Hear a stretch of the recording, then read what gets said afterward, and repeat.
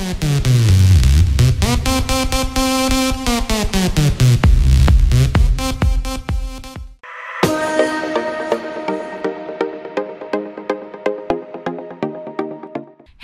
kabante, nandito tayo sa segment ng Tambayan ng Tsika tonight na kung saan ay pag-uusapan natin ng mga chikang nega. Ako si Rona Ronda. At ako naman si Lovely Virgie. At ito ang Wapak! Game na sis. Chikang nega number 1 na. Siyan mukhang mabaho. Ito yung dahil sa karakter niya, di ba? Syempre yung pinortray niya yung character niya dun sa movie nila. Tsaka sabi nila, parang goodbye boy next door na ba yung datingan ngayon ni Sian Lim. Kasi sabi nila parang, bakit parang mukha daw siyang mabaho, mukhang marungis dun sa look niya, di ba? Pero may mga nagsasabi rin na, kaya niya ginawa yan kasi talagang pinoportray niya kung ano yung character niya. As in, makikita mo na dedicated siya dun mismo sa character niya. Talagang, kung ang sinasabi man nila na mabaho, madungis, 'di ba? Parang deadma, 'di ba? Kasi kung para sa role, kasi meron nga diyan ibang mga artista na kung ang role mo sinabi magpakalbo ka, talagang nagpapakalbo, 'di ba? So, kahit na mukhang mabaho, pero hindi, ang pogi niya pa din.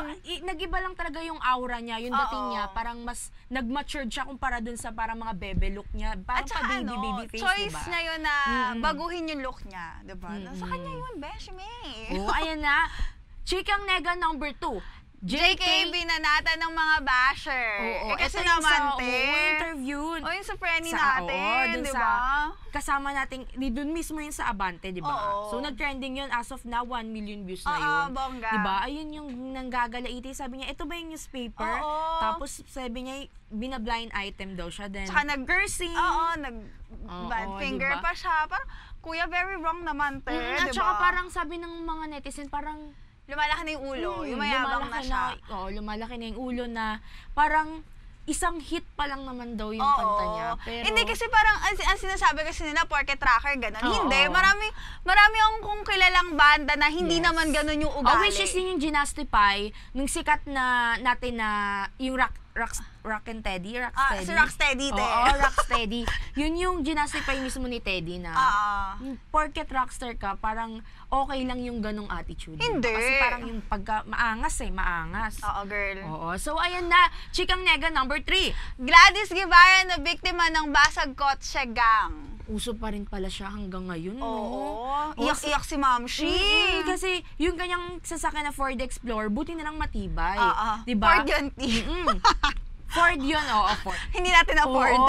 Hindi natin afford. Tapos buti na lang matibay kasi hindi daw maibaba yung salamin. Binasag pero hindi maibaba. Mabuti na lang at walang nakuha dun sa sasakyan niya. Pero nagpa-blatter na siya. So yun ang importante. At least safe alam siya. Na niya. At saka alam na niya next time kung saan niya ipapark. Kung saan niya ipapark. Kasi saan niya itatago yung sasakyan niya. At saka ito pa, riding in tandem, may babae pang kasama at lalaki. Yun yung nakakaloka doon. Pero ang sabi kasi, kilala daw siya ng mga polis. Kilala daw nung riding in tandem. Parang na yun, talagang tirador na yung dalawang yun daw doon sa area na yun. Lagot kayo, guys.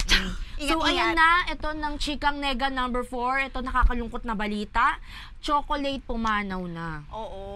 Ang sabi kasi cardiac arrest. Cardiac arrest. Pero sabi nga ng tita ko, parang nakakasabayan niya si Chocolate na magpa-confine sa Capitol. So, ayun, hika siya. Siguro, tas napunta sa cardiac arrest dahil sobrang pagod niya. Tas may kita may nagsisirculate ngayon na video ni doon mismo sa Abra, yung video niya nahingal na siya, pero the show must go on, tuloy-tuloy ang performance. Pero kasi ang init na, summer na, so baka dahil doon. Pero kahit na, syempre, parang open pa rin kasi, open yung area mismo nung ginanap na event doon sa Abra siguro hataw siya, so ayun, hinika. Kaya minsan, may nga nagsabi nga na professionalism could kill you at the end. Kasi diba, kahit anong gawin mo, kung professional ka minsan, diba, itutuloy mo pa rin kahit piling mo sa sarili mo, hindi mo na kaya di ba? So, yun rin naman yung parang hindi naman siya parang nakakahabag na kahit na anong mangyayari dahil sa sobrang dedicated niya sa trabaho sobrang passion mo sa trabaho. Pero, in fairness sila, Vice, nakikiramay sa kanila. Marami siyang napasaya na rin naman kasi mga kasamahan niya sa trabaho talagang nangulila sa pagkawala niya kasi nakakabigla naman kasi talaga. Siyempre biglaan. Alam mo, parang tulog nga ako na sabi, patay na si Chocolate. Oh my God! Ayan na, Chikang Nega number 5 na ito, nakakalungkot din na balita. 157 patay with a P. P as in F? 157 patay sa bumagsak na Ethiopian Airlines flight. Oo. Okay. Kasi diba nakakaloka, bagong model. Oo, bagong model. And itong sira. Boeing something na to, bumagsak na rin siya before sa Indonesia and then naulit na naman siya. Same model, diba? Parang under investigation siya kasi bakit gano'n? Parang paulit-ulit na nangyari siya. Yes. So nakakalungkot lang na walang survivor, lahat sila namatay. Minutes after take-off, boom. Diba? As in pati yung mga flight attendants, crew, deads. yung piloto, lahat sila talagang nakakaawa kasi 'di ba? Yung alam mo yung uuwi ka lang tapos akala mo makakauwi ka ng masaya, tapos yun na pala diba? yung last day mo. Diba parang yun mismo, yun rin kasi minsan yung kinakatakot ko pag sasakay ako ng eroplano. So wag na tayo sasakay. Sumakay ka ng barko, baka lumubog, di ba? Yung mga nakakatakot din. Oo, yung mga Titanic, mga insidente na ganyan. So anyway, ayan na. Tapos na aming wapak para sa mga Chikang Nega.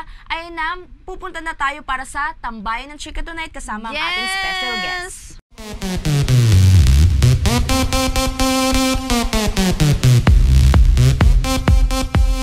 Good evening everyone. No, this is not the Alwin Ignacio Show. Ito po rin po ang Tambayan ng Tsika Tonight and we have a very special and distinguished guest. But before we talk to him, gusto ko munang pasalamatan ang Sir Warren of Cut Incarnation Group of Salon, ang ating creative artist today, si Jigs Reyes. Salamat rin po sa Gatchalian Lechon, located at EDSA, Corner Mayon Street, Mandaluyong City. You can contact them at 660-7788, 660-0011. Ang kanilang mobile numbers ay 0949-994-3180 at of course at sa 0923-724-6700. And yes, bibigyan rin po natin ng copy ang ating special guest ng Celebrity Raider. This is the hottest selling showbiz magazine nowadays. Mabibili nyo sa Times Plaza Building, sa book sale, Robinson's Highway, SM Sukat, Landenberg Makati, Rustan's Tomas Morato, Fully Booked, Total Bonjour, and Paper World. For more information, please contact Celebrity Raiders Facebook page. And now, ang ating distinguished gentleman this afternoon, he was previously a senator during the terms of President Fidel Valdez Ramos, President Gloria Macapagal Arroyo, President Joseph Estrada, and President Noynoy Aquino, the one, the only, Mr. Serge Osmeña. Hi, Serge. Good afternoon. Please all hold to your mic. So, first question. Gusto ko lang malaman, people know about you because of your incarceration during the time of the late President Ferdinand Marcos. Anong aral ang nakuha mo sa incarceration na yun with that experience? Ano? What were the lessons you took home because of that experience? You learned a lot of patience. How was it like then? It was very boring. Very boring. And how did you keep your mind active and your body busy knowing that kind of situation? I read the whole time. I just read. You were reading? Yeah, wala ka naman makwento dun. Nakwento ko lang yung roommate ko eh. Yung roommate, which was Henny. Yeah. So, did you have, paano ba nangyari yung experience na yun?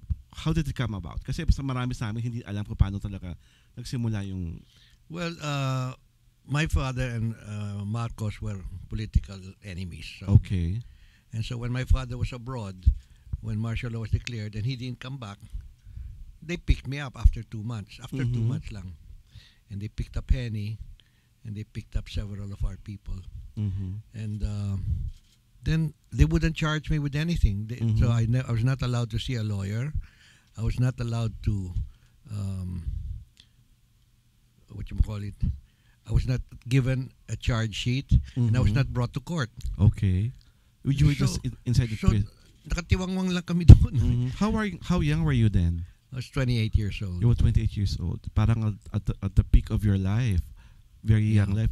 At 28, what was running through your head when all of these things were happening? Well, I said, this is, today I'm 1 day closer to freedom. So whatever day that freedom will come, I'm still 1 day closer to it. So you survived the whole incarcerating thing. 5 years. 5 years. Yeah. Within that 5 years, did it make you closer with God, with Henny, with your family? Oh yes. How did it change you as a young man of 28? Well, I became more serious, and I thought that, if I got out, I'm going to make sure that this damn thing doesn't happen again. So that is the long and the short of it. Okay. So have you forgiven the Marcoses? Yeah, I've forgiven them for what they did to me, but I will not forgive them for what they did to the Filipino people. Okay. That's great news to hear. So, ginawang movie, yung pelikula mo, Yes, Escapo. How yes. did you feel na it was Richard Gomez portraying you? Well, I thought I was better looking than him. So Totoo naman. no, I like to tell people that there were three things about the movie that were not accurate. Everything else was accurate. Which, The first thing was that I never fought with Henny, but medyo boring yung eksena. So sinabi ng director nyo. Who's your director namin, then? Si Chito Ronyo. Okay. Chito Ronyo, boss, paawayan ko lang nung kayo ni Henny dito kasi napaka-boring ito eksena ito. O, sige, sabi ko. That's the first one. The second one was when we actually escaped, they were firing at the car. Okay. And that's not true. That's not true. Yo, That never no, happened. they never knew that we escaped until we were in LA. Yeah. Okay. Nalamangan nyo sila. Yeah. So that was not accurate. Although they showed it in the movie that the soldiers are shooting at the car. No, that's not true. That's And not third, I'm better looking true. than Than Richard Gomez. Gomez. Yes. So have you become friends with Richard? Yeah, well, we're good friends. I was ninong at his wedding. That was 20 years ago. No? Yes. Yeah. So that's good. So you've been like a senator for several presidents. Curious lang ako, Serge. Pakidescribe mo nga sa amin, how do you find President Fidel Valdez Ramos? Kamusta siya as a person? Hindi as He's a president, ha? No, he's okay as a person. He's very, very, very friendly, very mabait. Mabait siya, yeah. President GMA? GMA was a little bit worrisome. Okay, worrisome. Gusto ko yung adjective. Worrisome. President Erap. Erap was very friendly, very, very friendly. And except that, he was doing all sorts of things that were not good. That's why he got kicked out. But but other than that, he's a very friendly person. Guy. Si Noy Noy? Noy Noy is aloof. Yeah, he's aloof.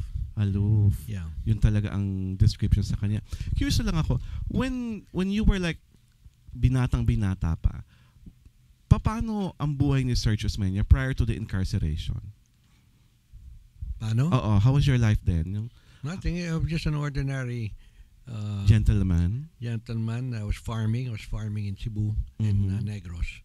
And nothing extraordinary. So that was the most extraordinary thing that happened.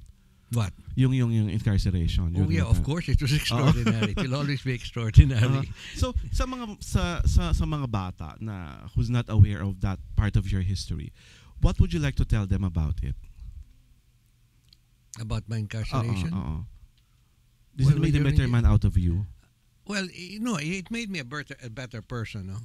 And it taught me discipline, it taught me patience, and it taught me how to plan things properly. Okay.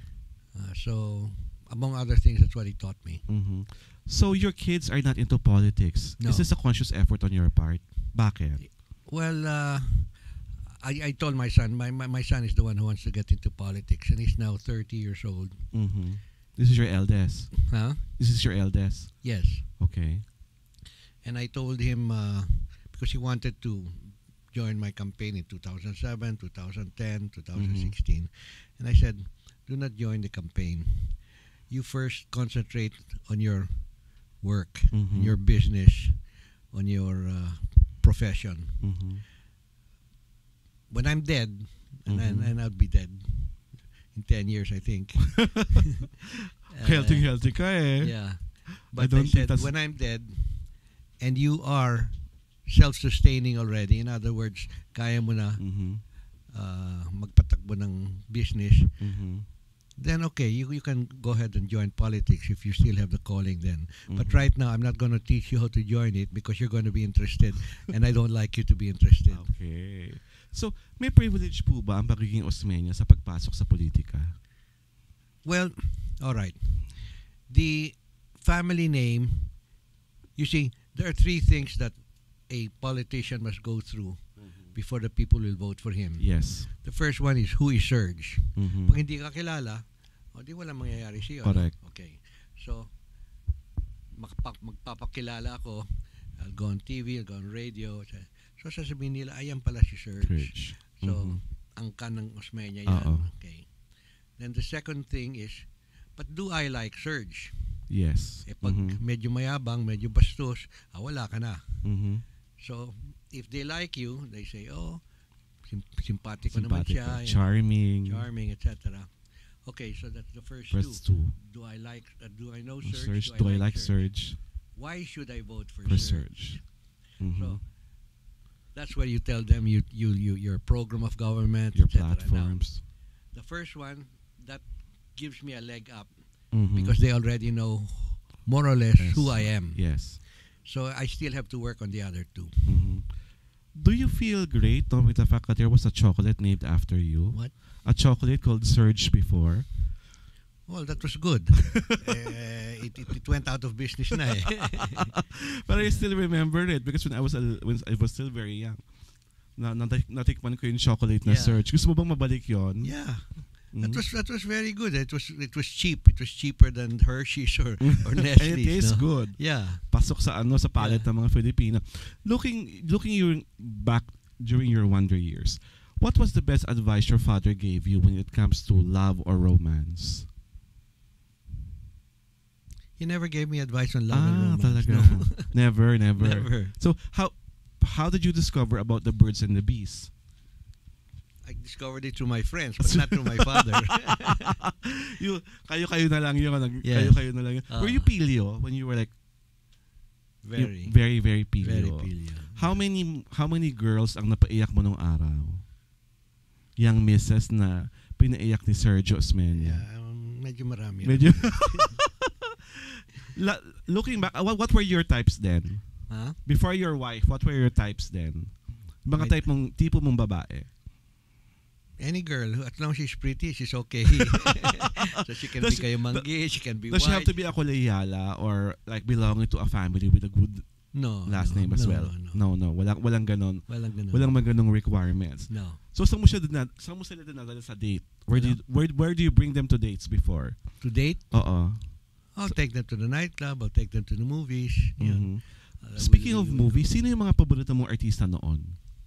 If you watch movies, or do you like watching movies? I like watching movies, but not that often. So I don't have any favorite artists except the people like Clint Eastwood. You know. The action. He was really good. Yeah. No, I love the action movies. You love the action movies. Yeah. So this like Clint Eastwood, Brosnan, Pierce Brosnan, the James Bond movies, I suppose. Yes, but I like Sean Connery only. Sean Connery only. I did not like Pierce Brosnan. Walang kwenta yun. Why do you like Sean Connery? Anong meron siya? Do you think he's the best James Bond? Yeah, I think he's the best James Bond, and I don't know why, but I think he's the best James Bond. He's the best James. Clint Eastwood, what is it about him that you like? He's also very good film director now. Yeah, and no, he was pretty good, especially in those cowboy movies that he made those spaghetti westerns because they were not made in the States. They were made in Mexico. They were made in Spain. Parang mga B movies na malaking ang kinita. Right. But it really became a big hit. Yes, and it made Clint Eastwood. Yeah. As a little boy, you dreamt of becoming a cowboy? No. What were your dreams then? Anong gusto mong maging sana nung paglaki mo? Nung bata ka pa? Teacher? Marami akong dreams. I wanted to be a pilot. I wanted to cut hair. I wanted to all sorts of things. Gusto ko yung cutting ng hair. Yeah. I Sino ba napapracticean mo nun? Pinapractice ko si Henny kasi kami dalawa lang sa jail. So, kayong dalawa lang. So, ikaw ang parang tagagupit ng book. What do you miss most about him? What? Henny. Well, he was such a wonderful guy. He was always funny. He couldn't tell a joke, but he would laugh with you. And, he has a humor about there's a humorous in him. Yeah. So hindi kayo parang nagkasawaan na 5 taong kayong dalawa lang ang magkasama? Yeah, 5 years. That kaming dalawa lang magkasama doon. Mhm. He was 15 years older than I was. Mhm. So when I was 28, he was 43. Mm. So ano na siya, parang Yeah. parang tatay mo na. Yeah. Almost like that. So now that you've seen different precedents and in different scenarios and landscapes, masaya ka ba sa nangyayari sa atin sa kasulukuyan? Sa Pilipinas, kaya nga bababalik ka ngayon sa... Yes and no. Yung yes muna. Yeah, yes in the sense that the country is safer now because of the peace and order problem, no? Yes. And I think everybody agrees with that the peace and order problem has improved tremendously, and 75% agree. But at the same time, 70% agree that baka ma-EJK lang sila, no? So ano talaga, yeah. iba, kung itotoss mo yung coin, yes, talagang... itotoss coin mo yan, they agree that it's safer. But they also are afraid that there'll be an EJK. Baka mamaya, and you will not see the day, the next day. So, isa pang curious ako, when you are running again, I suppose? Yes. Why so?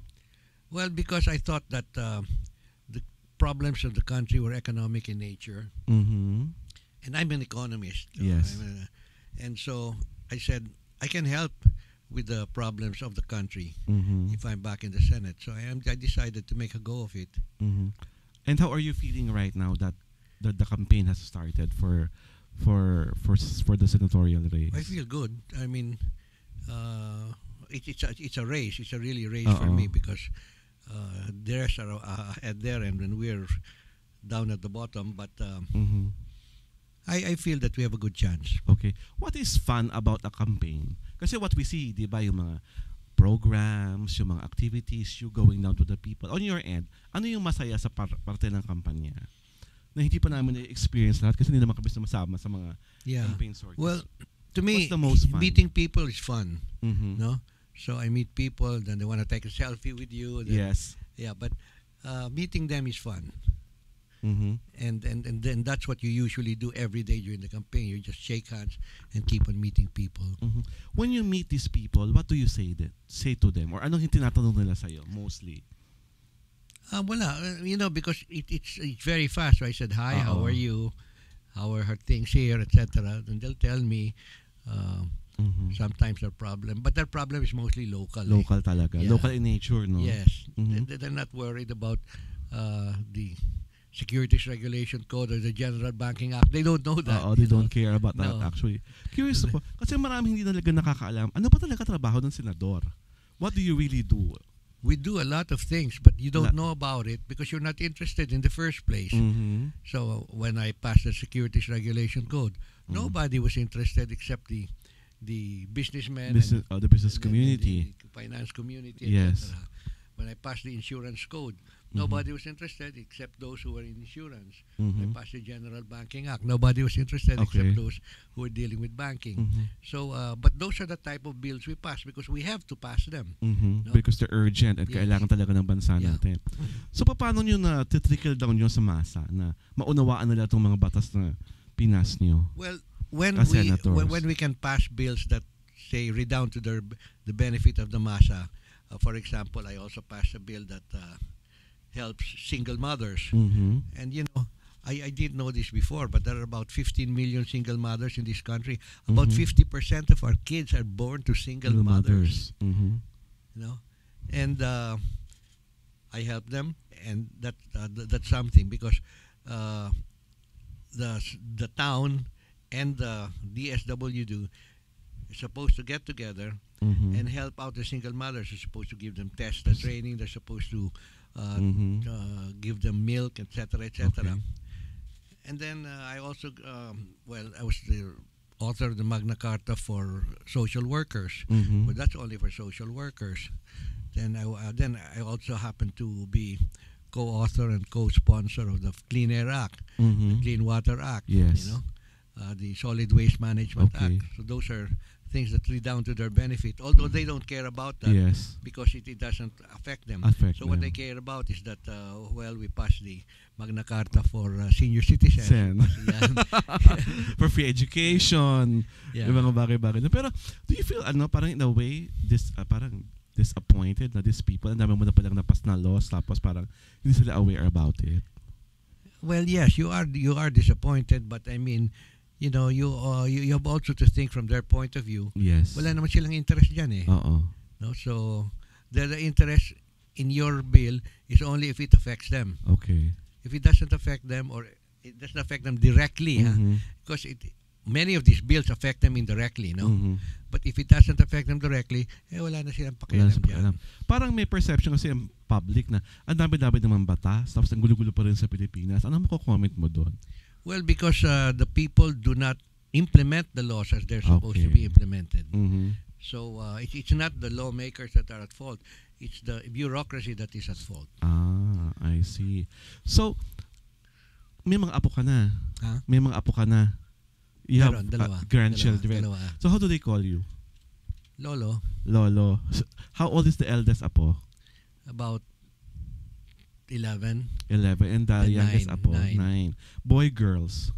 They're both girls. They're both girls. Anong pakiramdam mo may apong babae? Is Well, it it's fun? very good. It's great, yeah. Mhm. But I don't see them too much because they're in San Francisco. They're in LA. Yeah. They're in the US. Yeah. But when they see you, they know you're their Lolo. How do Yeah. they call you, Lolo or Yeah, something like that. something like that? Are they malambing to you? Yes. Diba? Are you a spoiler kind of Lolo? Hindi naman. I spoil them, yeah. You spoil them, especially when you're there. What do Yeah. they usually ask for when you're there? Lolo, let's go to the mall. Buy us this. What do they ask you for? Candies. Candies. And games, video games. They don't like Barbie dolls. No. No, they don't like Barbie dolls. Sayang naman. Yeah, they're into More video games. Yeah. Mm. And ano yung sa tingin mo yung part of you na kahit papano namana nila? Ay, hindi ko pa alam. Hindi mo pa alam. Hindi ko pa alam. Kasi they're always away from Yeah. you. So ano ba yun? But you get to contact them most of the time, hindi naman. Not very often. No. Not very often. Okay, so now we have some very interesting questions in this fishbowl. They're like Miss Universe questions. You pick one, give it to me, and then you answer it to us. Okay.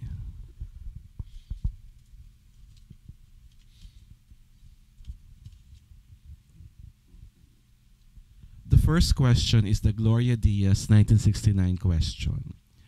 If a woman from the moon lands on your backyard, what will you do to entertain her? If a woman from the moon lands on your backyard, what will you do to entertain her? I really don't know. I don't have the answer to that question because first, it's a woman on the moon. It doesn't matter. It's just a woman. So, I will, if she's just a woman, I will entertain her really well. So what kind of like dinner will you serve or food or whatever? Well, I'll ask her first what she wants to eat. No? Baka vegetarian siya, baka keto Do you know how diet to cook? siya. Huh? Do you know how to cook? I don't cook, but my wife cooks very well. So it's her, not me, that you should ask. Okay. Next question. Give it to me, please.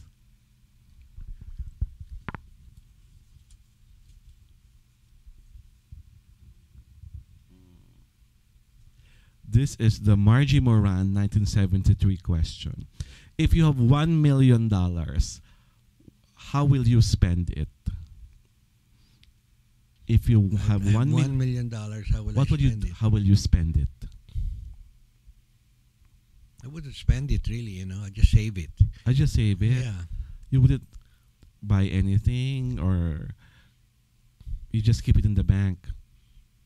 Yeah, I'll just keep it in the bank until I decide what to do with it. But basically, I have what I have already what I own, so I'll just keep it in the bank. You just keep it in the bank. Yeah, but I'll give some of it away. I'll give maybe 30% away to To your favorite charities. Yeah, to the favorite charities that I have. What do you support? What kind of charities do you support? Oh, I support many charities. I have an NGO now that deals with the people in Calauan. You have about 35,000 people there, because these are the families who were taken out from beneath the Pasig River, the bridges, yes. and then Dinala doon. along the highway, yung home along the Riles, doon dinala. And parang for their livelihood program. they don't have any livelihood there. Really? So, tinapon lang sila doon, pagkatapos bahala na sila. So the husbands came back to Manila to work again, and left their families there. And the wives don't do anything. So I've been helping them get something to do by bringing the goods there rather than they're leaving, because they cannot leave their kids. So we have like Christmas cards. Yan mauuwi nila yan. Ube. They slice the ube, put it into a paste there, then it's picked up every day also. And then there's also what you call this? Sewing. They sew T-shirts, all that. Bags. Yeah, no, not bags. Just T-shirts. Shirts and T-shirts. This They're is doing like that. statement shirts. Huh? Statement shirts. O may mga sinasabing mga wala. O just plain shirts. Wala, just plain T-shirts. Yeah. So those are what we're giving them, and then I had TESDA. This was here. I was lucky.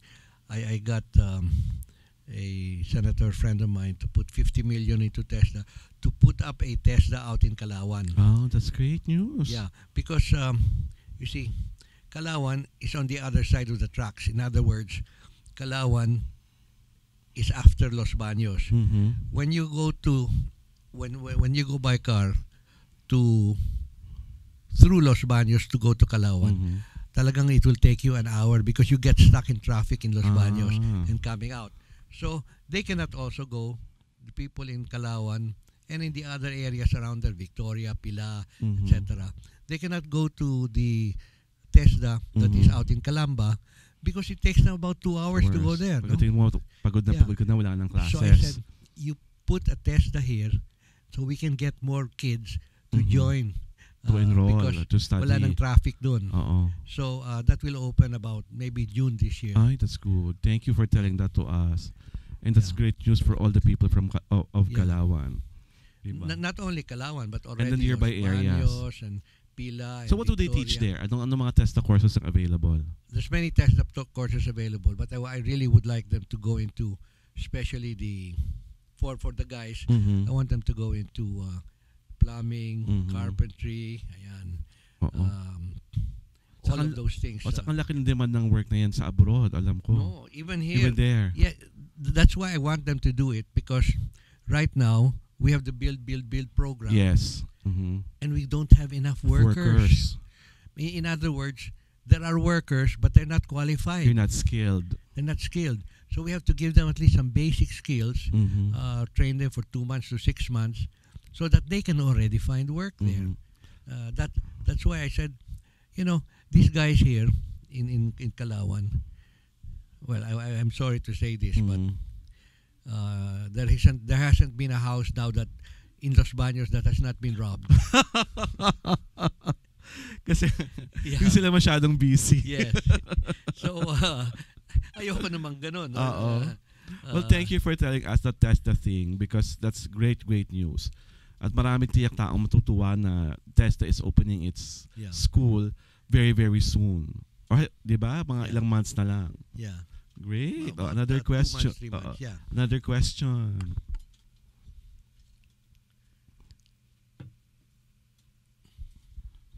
After this, we're down to 2 more questions. Have you ever thought of running for president? Yes, but it wasn't really very seriously in my mind. So I didn't pursue it. Why? Many people believe that the presidency is like a person's destiny. Yeah, Do you agree with that? It was not my destiny at the time. Well, you had Gloria there for a long time, no? 9 years, and so it just wore off. I mean, I really didn't take it seriously anyway. Okay. A follow-up question. Sa tingin mo, in the nearest future, the Philippines is ready for a gay president? For a what? For a gay president. Will we ever be ready to have a gay president? Sure. Why not? Sa tingin mo, magkakaroon tayo ng political maturity na gano'n? I think we're ready, but I mean, I don't know. You better ask the Catholic Church. Parang di sila papayag. Yeah. What's your stand on divorce? Huh? Your stand on divorce? I'm for divorce. Kasi di ba? Yeah. Tayo na lang ata sa Asia ang walang divorce. Am I correct? Kayo ano? Philippines na lang ata sa Asia ang wala pang divorce. We're the only ones in the world without divorce. We are. Yeah. Kaya naman pala, maligalig ang marami. Next question po. We're down to, after this, our last question.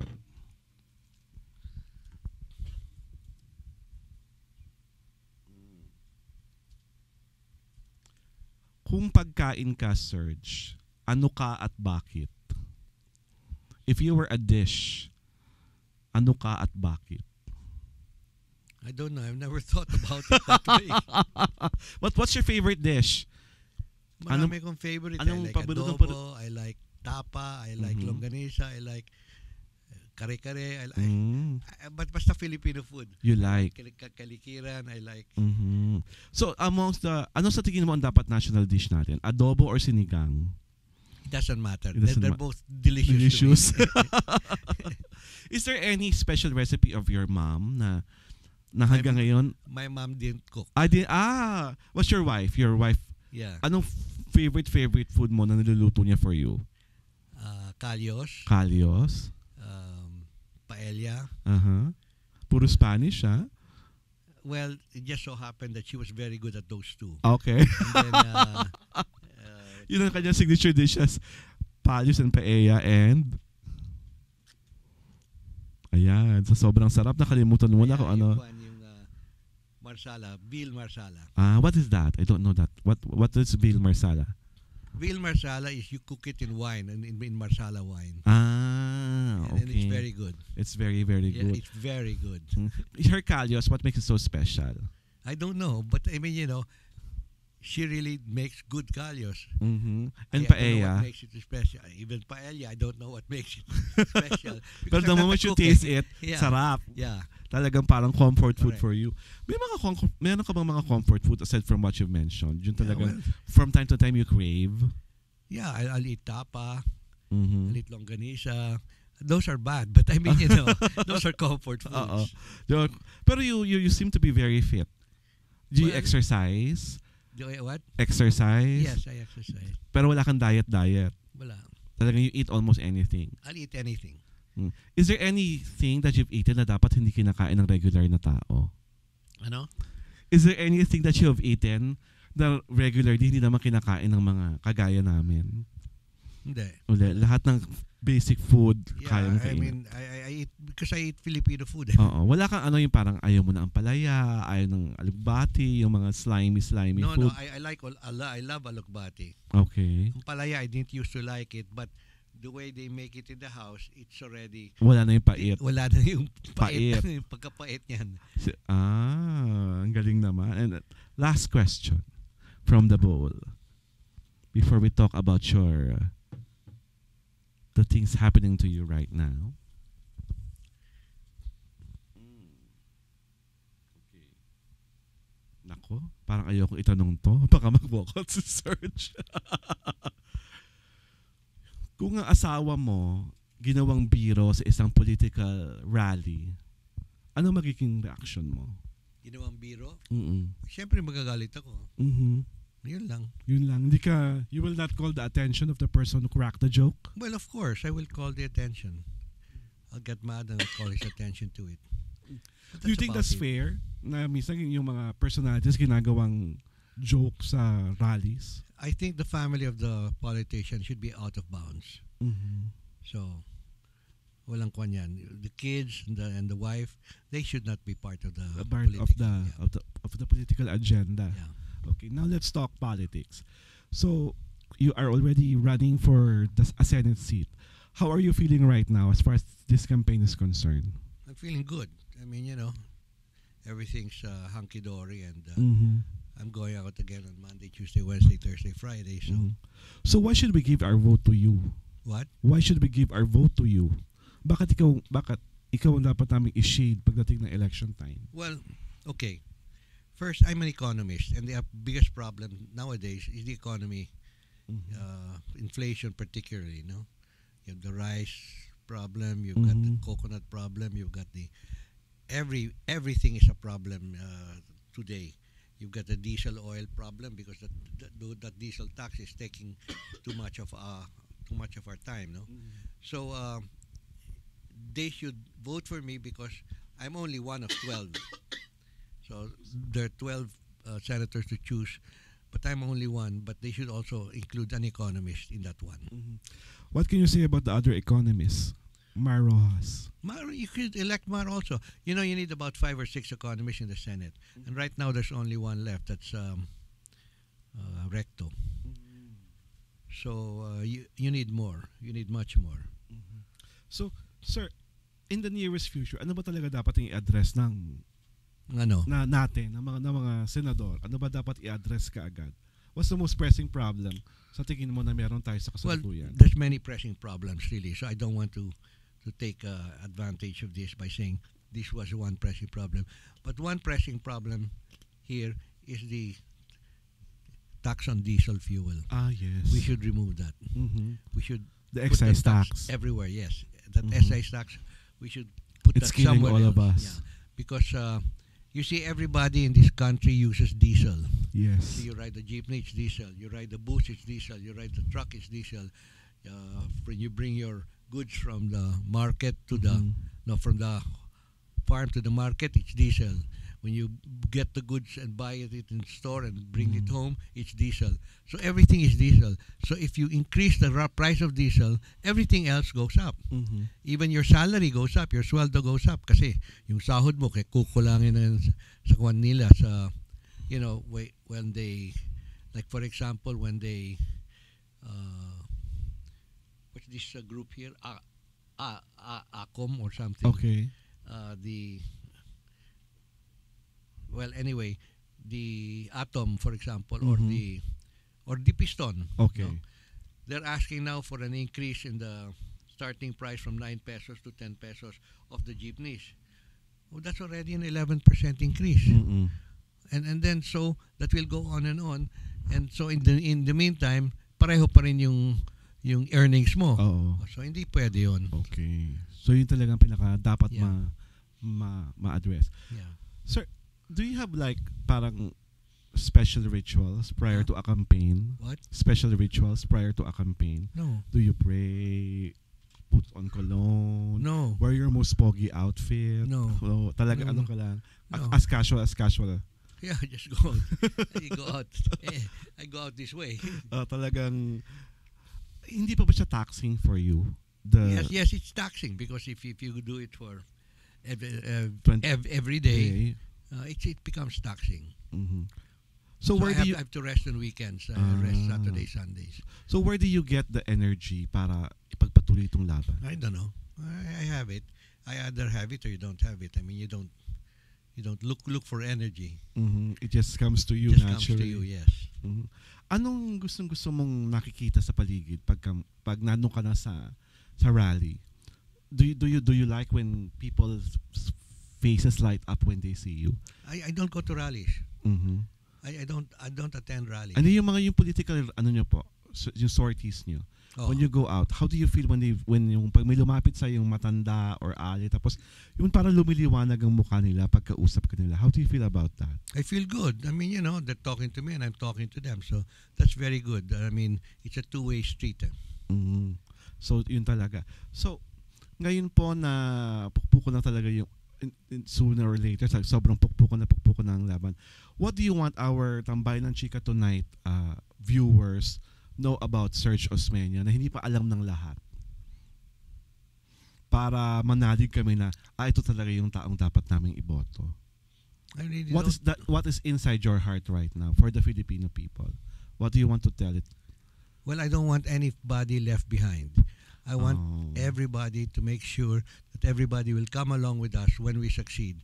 So I'm always looking to helping those that need help most.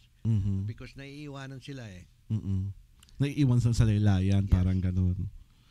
So you want talagang to bring the people I want to bring them in because you cannot leave 30% of the people out there. You have to bring them in to bring up the standards of the country. So yes.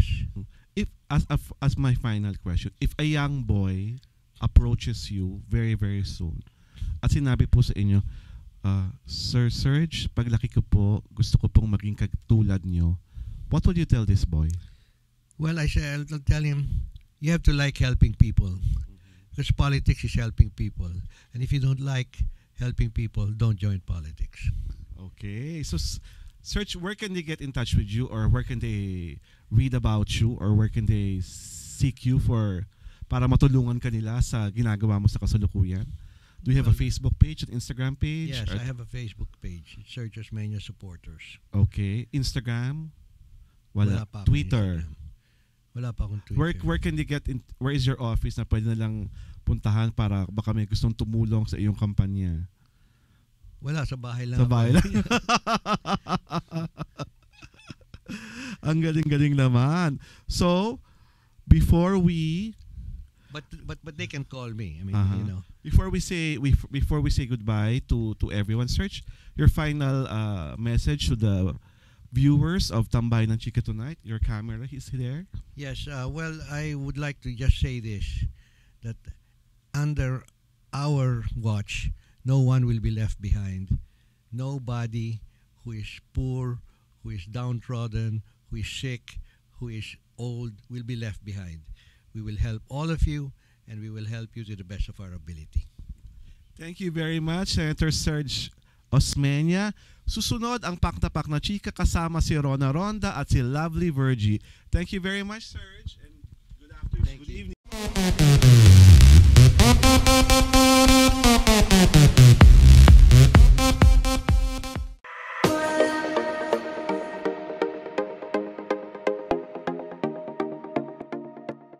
Maraming salamat po sa aming pinakamagandang Miss Alwin at sa aming special guest na si Serge Osmeña. Sino si Serge? Serge kasi ti. Serge Serge ba? Osmeña. Oo, ang bongga ng guest natin. Serge. Yes, diba? Serge. Ganun. Ang lakas mo kapogi. Ayan na. So, ayan na. Dito na tayo ngayon sa ating Bonggang Tsika na Pak na Pak! Bonggang Tsika number 1 partner. Alden, ready nang mag-asawa. Ako talaga yung gusto niya So, mapang-asawa, ikaw sis. yun. Oo, So, ikaw lagi na lang ako. Pinaghahandaan niya. Oo. Actually, masarap siya magluto eh. Oh, talaga na, di ba mo? Anong luto yung favorite ni Alden? Kare-kare. Kare-kare, kasama ang... Kare-kare with the R. Tsaka meron din siyang, pero steak. Hilig rin yung lutuin yung steak, di ba? Lagi, favorite ko kasi yun. So, talagang pinag-aralan niya. Talagang inaral niya kung paano. Talaga ba? Talaga ba? Oo, inaral niya talaga yun kung paano niya ako mapapaibig. So, pinapanood mo siya habang nagluluto siya? Oo, parang, ang hot ni Koya, gano'n. Nakakaloka lang sana totoo na. Hanggang pa nagino. Wala tayong bastusan. So, ayun na yun, di ba? So, ready na siya mag-asawa kasi nga, di ba, bukod sa pagluluto na pinag-aaralan niya, mahilig daw siyang kumain. Kaya napag-isipan ni Alden na magtayo ng kainan. Pero in fairness ha, natutunan niya yun sa lola niya na talagang magtipid, mag-ipon, maging, mahigpit, sa pera. Sa sinturon. Di ba? Parang, ayun, yun yung natutunan niya na pag-uugali sa lola na napaka-wise niya. Kaya, anytime, pwedeng na siya mag-asawa. Kasi di ba, ang dami niya na napundar. Yes, pwede na talaga kami, actually. At imagine sa loob ng 8 years, ang dami niya ng achievements sa loob ng 8 years na yun. Pero in fairness, sa kanya naman, parang hindi lang siya, dahil nag-boom nga ang Aldab, hindi lang siya yung K-main. Sabi niya kasi naniniwala daw siya na at least meron siyang backup plan na syempre di natin masasabi showbiz di ba? So at least kung sakasakali man daw, if ever kung ano man ang mangyari, meron pa rin daw siyang, yun nga, backup plan niya, di ba? Mayroon siyang business ngayon. Ngayon, magkakaroon na siya ng, yung magbubukas na yung bago niyang franchise ng McDonald's. Oo, in fairness may pamakdo si Mayor. Kaya, ready na talaga siya. Kaya siguro napakaswerte ng babae na mapapangasawa ni I'm so Alden. lucky. Kasi stable, imagine, you're so lucky, diba? Stable, ready, and ang pogi, diba? So, in fairness, ang bright niya dun sa pa-businessman niyang talagang bonggang-bongga yung chika na yun, diba? Ito na bonggang chika number 2. Ay, naghanda para sa pagbubuntis. Ito, imagine, 54 years old na siya. Pero nasa kanya naman yun. Siguro, nasa katawan niya yun kung kaya niya pa talaga. Kasi meron na siya ngayon tatlong anak, and then, gusto niya kasi yung asawa niya ngayon na magkaroon sila ng another baby. So, ngayon, parang, napag-isipin niya na hinihahanda niya yung sarili niya para sa pagbubuntis na yun. Inisip ko tuloy, kaya pa ba? Siguro, nung nagpa-check up siya, siguro, kaya pa ng katawan niya. Kaya nga daw, pumupunta daw siya ng gym 3 times a day. At saka, diba, sabi niya naman, na, parang siya naman yung mga anak. So, keber, diba? Kaya mo yan, ma'am! Pero if ever man daw na hindi kayanin, ay mag-undergo sila ng IVF treatment or yung in vitro fertilization. Yes! So, ayun yung egg cell niya na healthy. I don't know if i-freeze tapos yung sperm cell ng lalaki niya. Pero pwede sila, anong boyfriend niya? ng asawa niya, yung sperm cell at saka sa egg cell, diba? Ayun, siguro kukuha na lang sila ng surrogate mother. Kaya lang, syempre mas okay rin na siya yung magbitbit. Siya yung Bukod dun sa mura, parang mas mura kasi syempre natural process pa yun. Iba pa rin yung feeling na siya talaga yung nagluluwal na gano'n. Magluluwal ng So, bonggang chika rin yan kasi siguro yun ang isa sa dream ngayon ni Ai yung magkaroon ng anak. Another baby. Ayan na! Napakabongga nitong chika na to. Nagli-live-in na kami ni James Reid. Nadine? Ikaw ba yan? Actually, Di ko alam Iba-iba po ako ng Naglilibin na kayo. At saka, may bathtub moment pala kayo. Kamusta naman yung pa-bathtub moment nakita niya? Diba?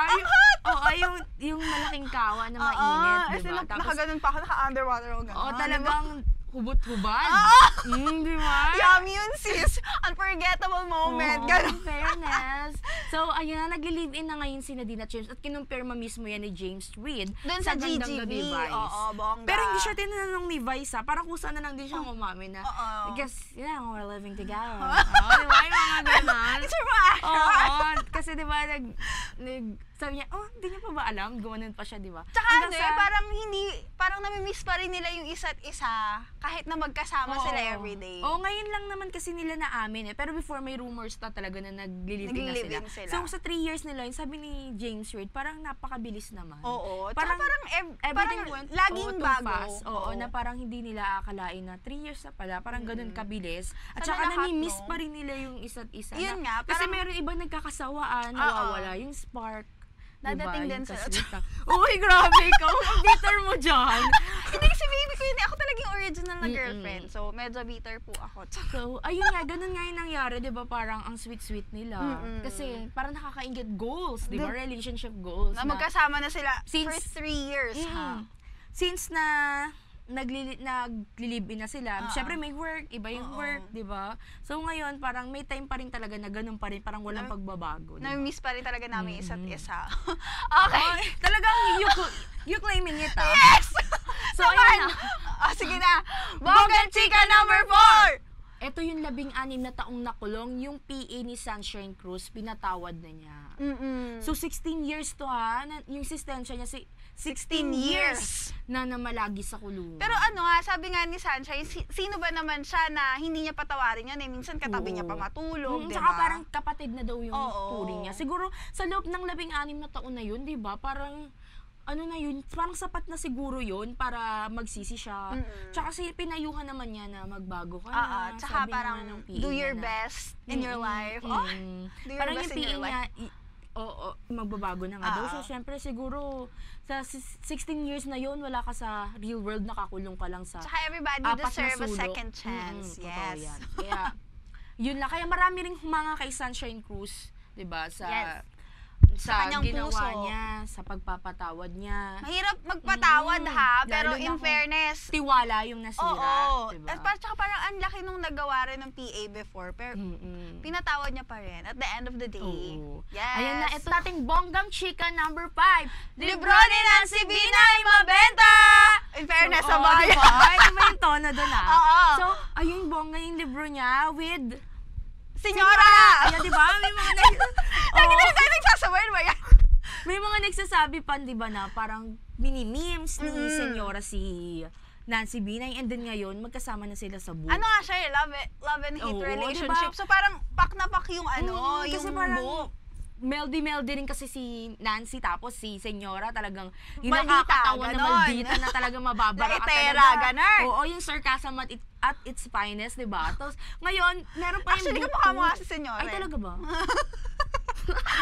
Pwede. Position. Ito mo talaga si Senyora. Oo. Oo. Tapos ayun nga, meron pa siyang baka posible pa na magkaroon ng Magka-book book two. 2, Yes. diba? So, Parang gusto nakaka-proud kong lang. bilhin kasi alam mo yun, parang tayo yung TN at si Binay. Oh, okay, ganon. Nancy Binay and Senyora. Hindi kasi yung color natin, di ba? Oo. Like, kapit gatas, gano'n. Diba? Parang talaga magiging mabenta kasi yung parang nauuso na rin ngayon yung collab ng ano. Hindi lang yan sa mga vlogs. Oo. Pati rin sa libro, meron na rin collab, Collab, diba? diba? Bongga! Ayan na ang ating mga bonggang chika. Muli ako si Rona Ronda. At ako naman si Lovely Virgie. At At ito ito ang Pak na Pak!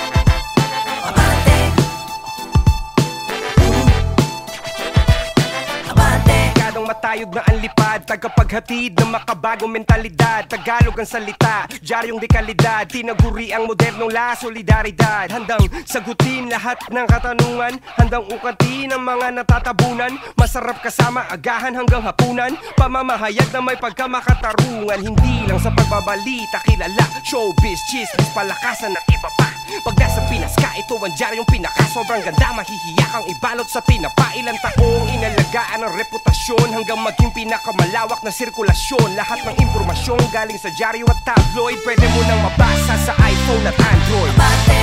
Nangunguna sa balita, mahuhusay na kolumnista. Ba't di mo subukan na makita kung sino talaga ang tunay na tabloidista? Nangunguna sa balita, mahuhusay na kolumnista. Ba't di mo subukan na makita kung sino talaga ang tunay na tabloidista?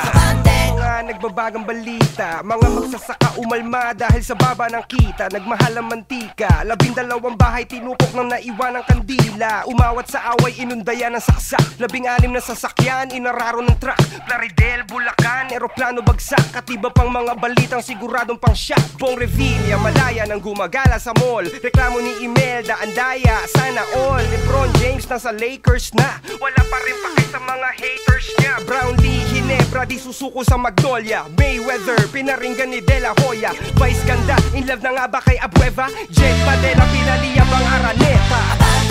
Nangunguna sa balita, mahuhusay na kolumnista. Ba't di mo subukan na makita kung sino talaga ang tunay na tabloidista? Nangunguna sa balita, mahuhusay na kolumnista. Ba't di mo subukan na makita kung sino talaga ang tunay na tabloidista? Eddie, binupok ng payong ng isang fan, baka tahiyas ni Yam, viral sa Instagram. Kitchu at Sian, true love ang turingan. Abra, best actor sa Gawad Urian. Ann Curtis, buntis na nga ba? Mariel Sumuko kay Inday Sara. Dennis Trillo, pabor sa marijuana. Nadia Montenegro, patok ang afritada. Derek Ramsey, lilipat sa Kapuso. Roxanne Barcelo, nagpalaki ng suso. Alden, magpapatubo ng bigote. Gaganap na bagong enteng kabisote. 18 manok kinain ng sigbin. Umaatake sa ilalim ng between. Kapre na mataan sa may sangandaan. At iba't ibang kwentong kapabalagan. Magandang balita. Sa NBI clearance, konti na lang ang bila. May magandang balita. Ang ating mga isla, sinuli na ng China. May magandang balita. Sa wakas, meron ng kapayapaan sa Basilan. May magandang balita. Piso at Pamilyar halos pantay na ang palitan. Nangunguna sa balita, mahuhusay na kolumnista. Ba't di mo subukan na makita kung sino talaga ang tunay na tabloidista? Nangunguna sa balita, mahuhusay na kolumnista. Ba't di mo subukan na makita kung sino talaga ang tunay na tabloidista? Nangunguna sa balita, mahuhusay na kolumnista. Ba't di mo subukan na makita kung sino talaga ang tunay na tabloidista? Nangunguna sa balita, mahuhusay na kolumnista. Ba't di mo subukan na makita kung sino talaga ang tunay na tabloidista?